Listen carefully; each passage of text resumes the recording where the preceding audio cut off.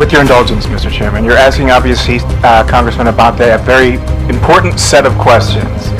The first thing I would say is just to reiterate, our community standards are readily available online. Number two, they're iterative, so in our consultations with your government and many others, they're revised with a lot of regularity. A lot of what we do is self-regulation, to be fair. But here in the Philippines, sir, if I may, we not only consulted with, we agreed to lots of legislation that has placed on us turnaround time burdens when it comes to certain types of harmful content, data disclosure burdens, not burdens, but obligations that we have agreed to. We're beating turnaround times. We are largely compliant with data requests. I begin to realize, and I don't understand what Meta actually is. I have to admit I'm ignorant of what you're trying to do. But I would think, Mr. Chair, that Meta is a self-regulatory agency because you have community standards. Ito na nga, Abante, napanganga ng Subokang Gisahin ang mga representante ng Meta at napasabak sa Englisyan. Pero bago ang lahat, maaari kayong mag-subscribe para maging updated sa mga issue at bagong mga balita.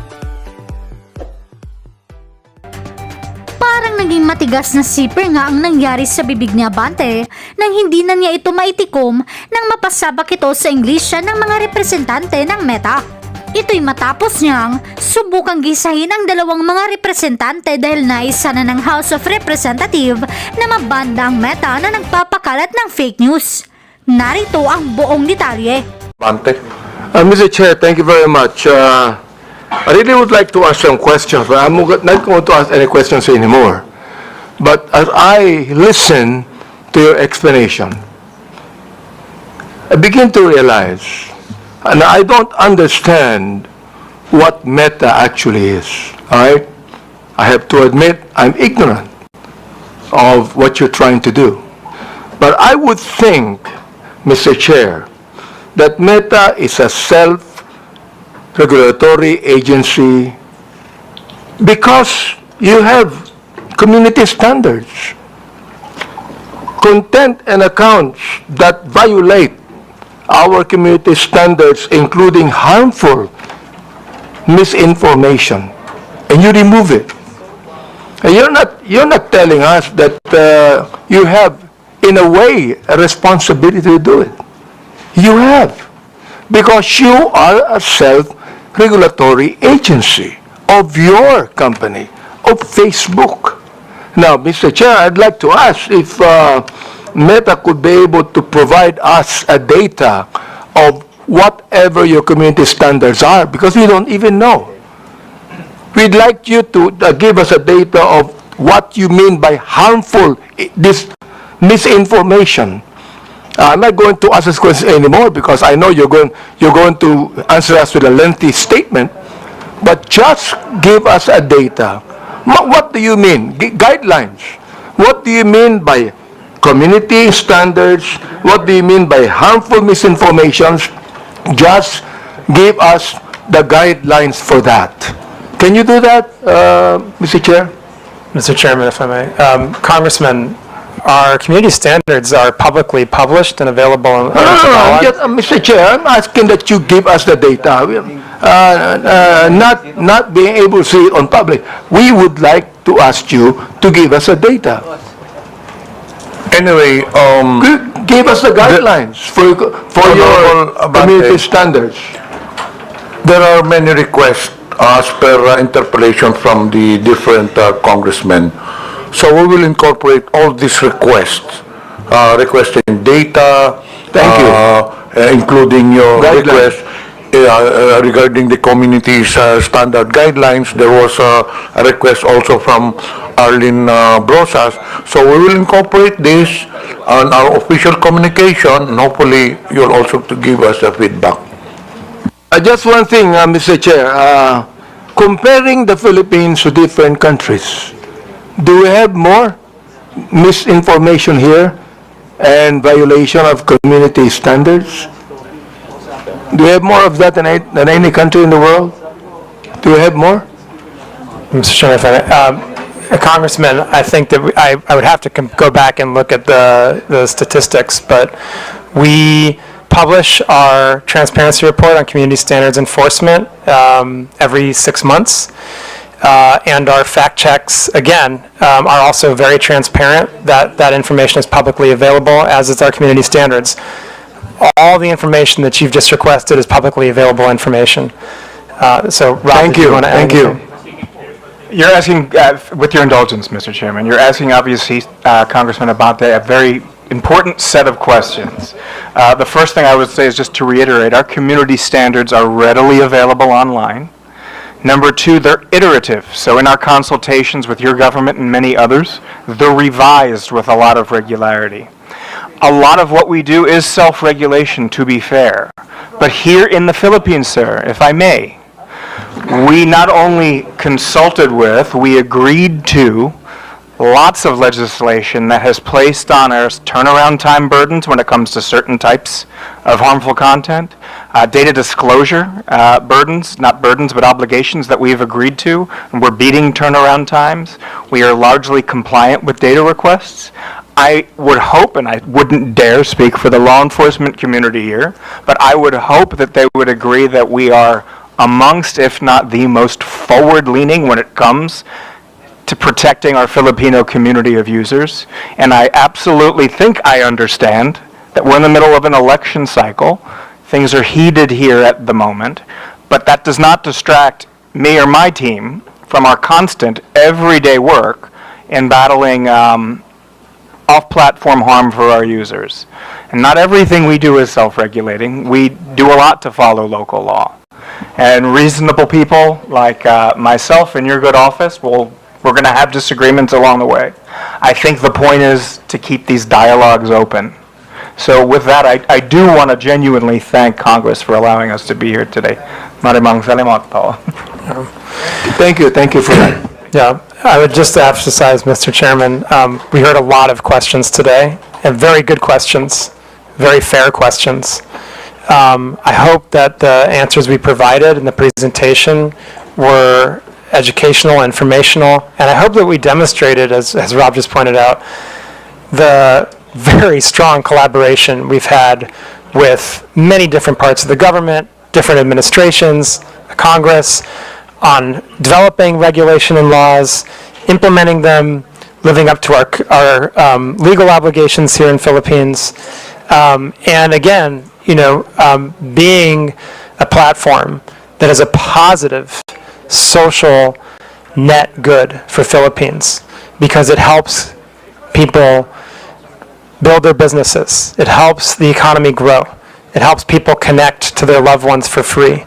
It helps people learn about the world and gain new skills.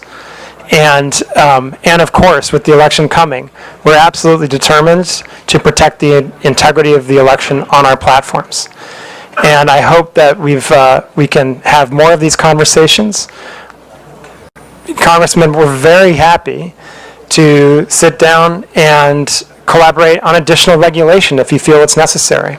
There's a number of different examples of how we've worked with Congress over the years.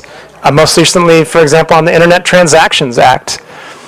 There's also the digital VAT. I mean, these are just two very recent examples of collaborations we've had on law and regulation here in the Philippines with Congress and with the administration, and absolutely happy to continue that. And I do hope, as Rob said, that our responsiveness to the government and Filipino community's concerns has come out clearly today, and we remain very determined to be a great partner to the people, businesses, and the government of Philippines in the future. And thank you so much for the opportunity, Mr. Chairman, to present this today and to speak to the committee and the people of the Philippines. Mr. Chair, thank you for your statement, Dr. Frankel and Mr. Abrams. This is the very reason why we have this hearing, so we could be able to craft laws about what is happening right now. I'm so glad you said that you be compliant to every legal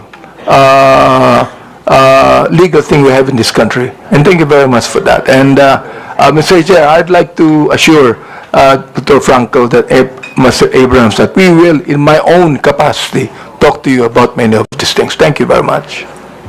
Actually, we still have many questions to Meta, but unfortunately, because of time constraints, we cannot do so. So in behalf of the committee, Dr. Frankel, Mr. Abrams, we would like to thank you for attending the hearing. You are now excused. It's already 1 p.m. You go direct to the airport. You might miss your flight. Thank you very much. Thank you, Mr. Chairman. Thank you, committee. ETA entity here in the Philippines is a crucial issue. And I hope the Meta people would agree with that. As we have heard, Facebook Philippines does not control the platform, nor does it handle content regulation or policy enforcement. This makes it difficult for Filipinos to seek timely and effective recourse when harm occurs online. That is why we are exploring the idea of requiring accreditation or registration for social media platforms operating in this country to ensure that there is a readily accessible, responsible point of contact that understands and complies with our laws. It's a matter of accountability, Mr. Chair, not just for regulation, but for the protection of the Filipino people. And may I proceed, Mr. Chair? I'll touch on accountability, which was a little bit touched by the Honorable Gutierrez. May I ask, Meta, are you aware of the number of Filipinos who use Facebook and Instagram? Are you aware of the number? Mr. Chairman, if I may. Congressman, I assume you're referring to here in the Philippines or globally? Philippines. Yes, I think the last numbers that we've reported were over 90 million. 90 million. Over Filipinos. 90 million. Okay. And would you agree that you have a responsibility to these users to keep the space you provide them free and open? You have that responsibility, would you agree? Sorry, do we have the responsibility to keep our platforms free and open? Yes. Sir? I think we have the responsibility to do the best we can to balance the rights of Filipino people to free expression, but also the rights of people to have a safe space on our platforms. I believe that's what you're getting at. Yes. And because of such, the posting of false information and misleading news, the content that harms not only the subjects of the questionable post, but also the public trust in state institutions should not be tolerated. Would you agree with that also? Mr. Chairman, if I may. Well, the answer is yes or no. I think, Congressman, Would you agree with that? Congressman, when okay, I want to answer this question carefully. May I know why you are going to answer it carefully? Sir, yes, absolutely, sir. I want to say that when we come to topics like misinformation, there are different interpretations of that. And this is why we rely on third-party fact checkers to be the authoritative sources of what is true or false, and to make those determinations so that we, as a neutral platform and one that is committed to providing, again, the best we can do to balance freedom of expression and safety, are not the ones making the determination about what is true and false. So I believe that we have the proper system in place where we rely on third-party fact checkers that are internationally certified to be the authoritative sources on what constitutes misinformation. And from that point, we have the responsibility to act on the findings that those third-party fact checkers provide to us. And if they provide us the finding that that's false, then we do have the responsibility, and it is in our community standards, to make sure we've reduced that distribution of the content and properly labeled it, so anyone seeing that content knows that they are viewing something that is false, and that they can access the authoritative source of information so that they can understand what the real situation is. And I think that that's the way that we do our best to make that proper balance of providing freedom of expression, but also safety for the people of the Philippines and indeed our global community. And again, I just want to emphasize, even then we will go as far as to removing misinformation if it's clearly false and can lead to physical violence or violates elections law. Right? In those cases, we will remove it. And I think that that's the best that's the best system we've had over many years of dealing with these issues around the world, to kind of balancing to the best that we can those dueling objectives of freedom of expression and safety. Thank you, Doctor, but my question was very simple, whether the posting of false information or misleading news content that harms not only the subjects of the questionable post should not be tolerated. It's answerable by yes or no. Should this not be tolerated by platforms? Yes or no? Mr. Chairman, if I may. Congressman, again, I want to just emphasize the point that people disagree. We're in a world right now when people disagree on what's true and what's not true. Are you trying to tell this committee that you do not agree with that? I'm trying to explain to the committee, Mr. Congressman, that the approach we have is based on remaining a neutral platform that tries our best in very difficult circumstances, in very robust democracies like the Philippines, where there are very charged political debates going on. We do our best to balance freedom of expression on the one hand and safety on the other, and that our view on the best way to do that is to rely on third parties to make the determination when it comes to true or false, or somewhere in between. And we think that that's the best way forward. And Mr. Congressman, actually, I would say, I don't think you necessarily want us to be the ones that determine what's true and false. I don't think you would want us to undertake that kind of that kind of power, basically. I think that, this is, in a democratic system, this is kind of the best balance we can possibly strike when it comes to how to moderate these types of issues on our platforms in the type of context that we have in the lead up to an election, for example. And I would just note again that we take our content moderation very seriously. We take our fact-checking program very seriously. We have 11 different channels between the government and our platforms to address any type of misinformation or other harmful content. We undertake network disruptions if we see that there's a coordinated abusive pattern when it comes to misinformation or disinformation or any type of foreign interference. And as a result of that, and I would just, again, in the last election cycle, we were given an award by Comelec for this work. And so I just have to continue to lean on that posture and on that approach as the best way that we can support the community that we have here in the Philippines. Thank you. But as we have discussed earlier, that there are systems and controls in place to remove posts that violate community guidelines.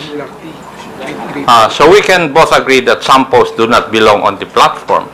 Yes, we can absolutely agree. We can absolutely agree on that, yes. You can agree with that already? If there are some posts that don't belong to the platform, yes, absolutely. And as the platform itself, you would take action to remove this post? Yes, sir, that's correct. And if they violate our community standards, we would remove them. Yes, thank you. And therefore, it's fair to say that the platform has a duty to prevent the spread of such posts because they can cause harm. Would that also be correct? And Mr. Congressman, we have a duty to act on content that violates our community standards, and in some cases, specifically if it violates local law. No, Doctor, my point is that you have a duty to prevent the spread of such posts because they can cause harm. That's the gist of my question. We have a duty to remove posts that we're aware of that violate our community standards, yes. Thank you, Doctor. Now, could I say that you recognize that Meta bears some responsibility for what is shared and posted on Facebook or Instagram? Mr. Chairman, if I may. Sir, every individual user bears the ultimate responsibility for what he or she posts on our platforms. I think that it's important to underline that That's point. a given. That's a given, okay. Now, Right. what That's I'm all. asking is whether Meta bears some responsibility for what is shared and posted on Facebook and Instagram. That's So- my question. Yeah, so what I would say is, we absolutely... Do you? Sir, if I may, we very much believe that we have a responsibility to provide a safe platform for our users around the world, including in Philippines. That's your obligation. But my question is, would you bear some responsibility for what is shared and posted in your platforms? Yes or no? It's a very simple question. Sir, I just want to be really clear about this again, okay? Our responsibility is to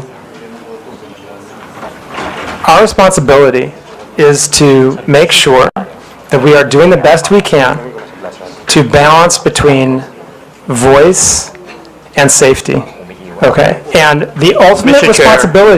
responsibility for the people, Chairman. for the content posted is the I people think that post the it. doctor is evading the answer to my question.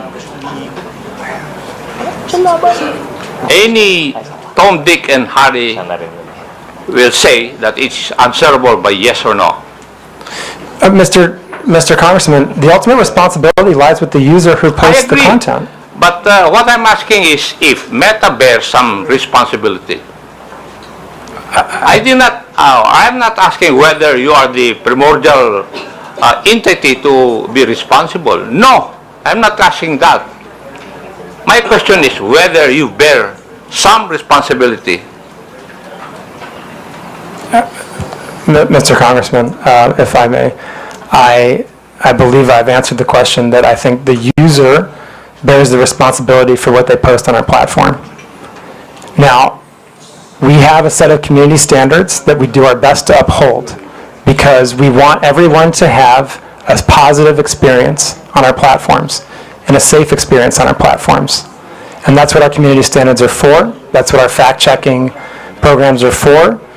That's why we take these hearings very seriously. That's why we have the 11 different relationships with the government agencies in the Philippines so that harmful content can be reported to us. And I think that's how we do our best, like I said, to ensure that people have a voice and the freedom of expression while also a safe experience. But as I said, I think the ultimate responsibility for content lies with the user that's posted it. Mr. Chair, the questions I would be asking would depend on the answer of Dr.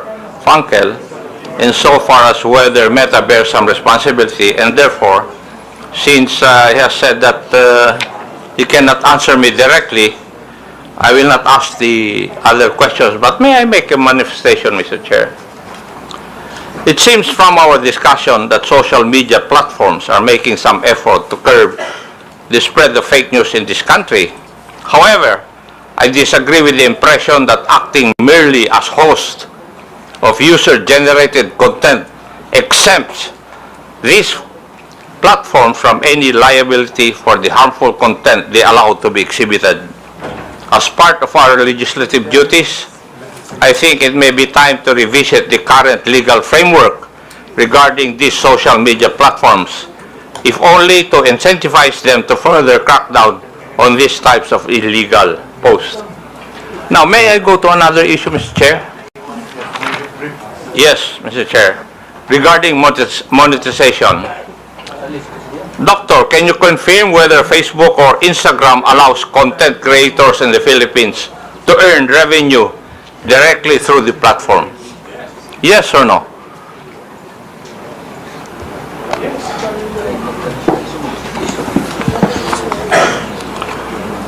Congressman, I believe the answer is yes, but I want to make sure to check on that. I believe we have content creators that can monetize on our platform in the Philippines, yes. Thank you. And would this mean that Facebook directly pays users upon fulfillment of certain requirements and upon reaching specific targets? Would that be correct also? I'm not familiar exactly with the modality of payment, but again, I believe, yes, we do provide content creators with the ability to monetize here. Thank you. And what are the means of earning through the meta platforms, Facebook and Instagram? I'm sorry, sir, what? What are the means of earning through the meta platforms, Facebook and Instagram? There's different ways. You can monetize your content using something we call stars. There's ways that we can have partnerships. I think there's 2 or 3 different ways that creators can monetize. Thank you. And are there specific content guidelines that monetized accounts must follow? Yes, And if so, absolutely. how are these enforced in our country or in the Philippines? Yes. Yes. Yes. So there are content guidelines. Creators, like anyone else, must abide by our community standards. Now, is there a process also for demonetizing content that is later found to be false, misleading, harmful, or otherwise violative of the community guidelines? Any user that is monetizing on our platform can be demonetized if they have repeated violations of our community standards, including repeated violations of misinformation. Yeah. Now, can you describe to this committee the revenue sharing model? How much of the ad revenue goes to Facebook and how much goes to the content creator? Sir, I honestly don't know the answer to that. I'm happy to provide that if we can take that under a question to come back to the committee. And who would be the proper authority from your group to answer that question? We can come back to you on that. There's a few questions I think that we're going to put together as part of the follow-up to this, and we can happily add that as one of them. Thank you. Now, my last question. How does Facebook ensure that creators don't exploit the algorithm by posting inflammatory or misleading content just to gain more views and earnings? Mr. Chairman, again, if I may, as you pointed out, sir, we have policies that will demonetize pages if they engage in repeated violations of our community standards, or if they engage in repeated instances of misinformation. For curiosity's sake, can you provide data available on how much content creators in the Philippines have earned through Facebook's monetization programs over the past years? Mr. Chairman, I'm sorry, I do not have that data. And who would have that? Again, we can take that question under advisement and see if we can come back with something, but that may also be subject to privacy, and so I would have to see what the exact question is and see if we can come back to you on that. Thank you. Thank you, Mr. Chair.